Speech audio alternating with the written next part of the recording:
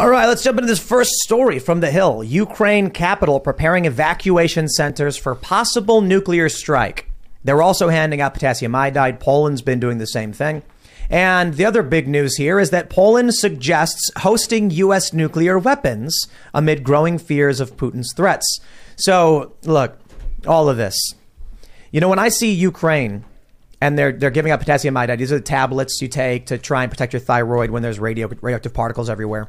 And they're prepping evacuation centers. I don't trust Ukraine. Look, I don't like that Russia invaded them. I don't like that Russia is annexing these regions. I don't like any of that stuff. I don't like what they do with Crimea.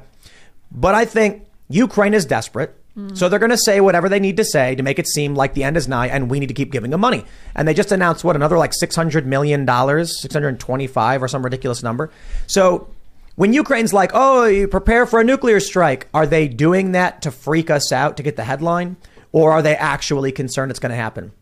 That being said, when Poland suggests hosting U.S. nuclear weapons, which is basically spitting in the face of Putin, who said, do not move nukes into Eastern Europe, maybe it's not so much that they're watching in Ukraine. They're watching Putin do something, although that train carrying like the nuclear MOD group, whatever it was called, they are seeing that. But maybe the reason Ukraine is prepping for a nuclear strike is because they know what NATO is doing. And they know what NATO is doing will result in a response from Vladimir Putin. Yeah, I mean, let's be honest here. If you're not worried, you're not paying attention to what's going on here. There's been severe escalations on both sides.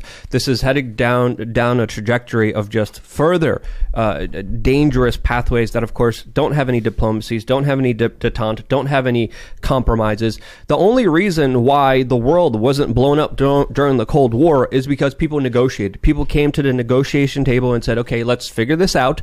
Let's make sure we compromise on a deal that benefits both of us so we could both get away from killing each other and extinguishing and destroying the entire world. We're not having any of that. The president of Ukraine literally just signed into law a decree that prevents him from even negotiating with Vladimir Putin and having a peace deal with him. That to me is absolutely absurd, and it is crazy. Yeah, they framed Kennedy as having just strongman, who was the Russian premier at the time. It was Khrushchev, to take the nukes out of Cuba, and Khrushchev did it. But that's not what happened. Kennedy used diplomacy, and he worked with Khrushchev and said, we'll take our nukes out of Turkey if you take your nukes out of Cuba. It was a diplomatic action. And without diplomacy, we're not going to see the nukes. We're not going to see de-escalation. This is Will Chamberlain brought this up. Well, you're really specifically talking about the Cuban Missile Crisis, where not many people know this, and people didn't know this when it was happening. But as you mentioned, JFK compromised with Khrushchev, and JFK agreed to get rid of the missiles that were located in Italy and in Turkey that Russia thought was going to be used against them. And therefore, the Russians were then only willing to compromise and get rid of their missiles from Cuba, which of course threatened the United States. So that was a compromise. But hold on. How could JFK have done that? Surely the information on where those nukes were classified, and he wouldn't have the authority to declassify any of information like that, right? Some greater authority than the president. I mean, that right? Am I wrong? I guess it turns out the president can declassify whatever.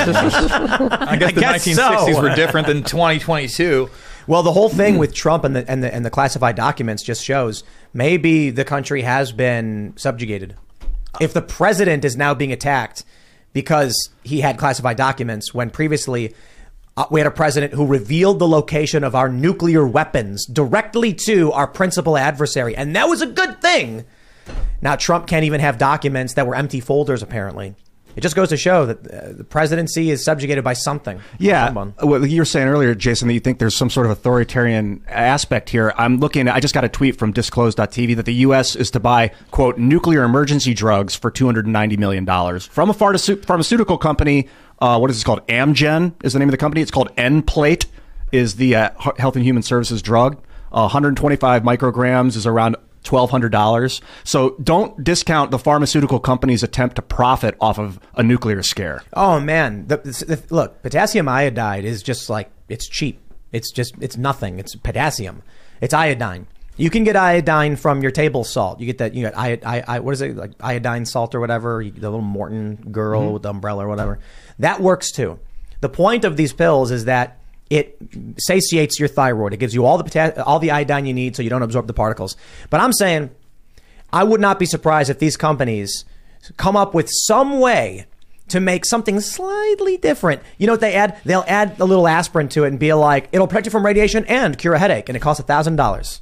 That's exactly what they're doing. This is from healthandhumanservices.gov. HHS purchases drug for use in radiological and nuclear emergencies, and they're going right to a private pharmaceutical company. Does it say what the drug is? Yeah, I think I just mentioned it as an Nplate, Nplate. I'd have to look into what that does. Sure, it's a subcutaneous powder for injection, according to Disclosed TV. But then they link us over to Health and Human Services, where they're getting the information. Well, I don't know, man. But do you guys even think it's going to get to that point? I kind of feel like everything we've seen so far is indicative of escalation. Let me just say this. The rhetoric is very dangerous, right? So we could go back a few months ago where you had the head of the Russian space division saying they could nuke all NATO nations within 30 minutes. Not great. I'm not very happy about that. That's something that was put out there. You have David Petraeus this week on CNN discussing if the Russians were to use a nuclear strike, that we would basically be able to use our military to take out their entire seaboard. And it's like not even the Black Sea Fleet specifically. Yes, he mentioned exactly. How horrible that would be. So the language that's being used, the things that are being portrayed to the public, you talked about the iodine thing. Well, how about that New York City emergency PSA where they're just talking about a random nuclear weapon going off in the city and what you do. We don't know why. We don't know how. It's not important. We've never talked like this, at least not since the 80s. You were saying the U.S. did buy these drugs? Yeah, they're ordering it right now as part of a long-standing ongoing effort. What's this? So I just check this out. It's if you want to look it up, it's ASPR. ASPR. But if you look up what's the website? Or what's the title? I can Google it. HHS purchases drug for use in radiological and nuclear emergencies. What do we got? Is that from Bloomberg? No, it's from HHS.gov. Whoa. Yo, HHS buying $290 million worth of Amgen drug Nplate for radiation sickness in nuclear emergency. Wonder if that's tax money being spent. Well, obviously. Yeah. Where's it coming from? It's called theft, Ian. So, look, here's what I want to say.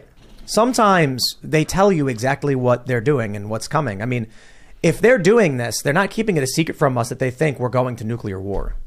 No, it's dangerous. And it's not just Petraeus. It seems like everybody who supposedly is an authoritative source on this in our military and on the media is saying that tactical nuclear strikes might be okay.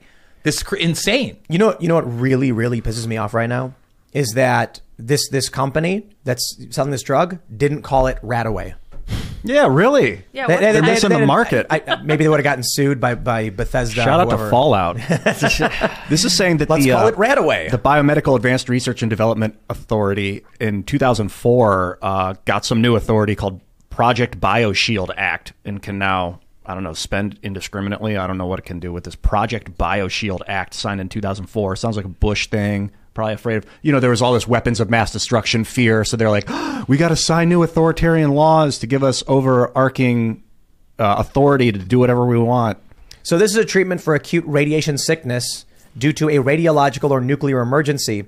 And it is approved for immune thrombocytopenia, a blood disorder characterized by a low platelet count. By low platelet counts, plural. So, maybe they're just like, here's an opportunity to give money to the pharmaceutical companies. Or maybe they're like, there's going to be a nuclear war. Putin's going to do it.